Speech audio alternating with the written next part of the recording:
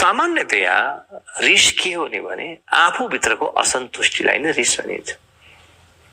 तपाईले हेर्नुहोस्, व्यक्ति जो रिसाइरहेको छ नि ऊ आफैसँग रिसाएको, बाहना अरूको होला, बाहना पति होला, पत्नी होला, तर हरेक रिस आफैप्रति, किनभने उसको जीवनभित्र जीवन प्रति कुनै गुनासो छ क्या। र जो व्यक्ति आफूप्रति कुनै गुनासो छैन, बहुत सहज छ, जीवन व्यवस्थित भयो भने मृत्यु पनि व्यवस्थित हुन्छ भन्यो, त्यो व्यक्तिले रिसाउने कुनै ठाउँै देख्दैन क्या। उसको लागि रिसायो भने पनि एउटा उपकरण हुन्छ, अभिनय हुन्छ, उसको लागि रिस सत्य हुँदैन क्या।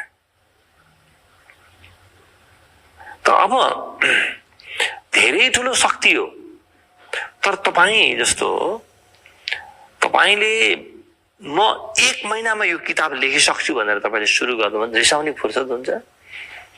किनभने तपाईको त्यो जुन शक्ति छ नि, जुन शक्ति रिसमा खर्च हुन्थ्यो किताब लेख्नमा प्रयोग भयो। त्यसकारणले बुझ्नु होला, बुद्धि भएको र बुद्धिको काम गर्ने व्यक्ति रिसाउन कहिले पनि सक्दैन, उसलाई फुर्सदै हुँदैन के रिसाउन, उसलाई आवश्यक पनि उसलाई लाग्दैन, किन ऊ यति विराट काम गर्न ऊ व्यस्त छ।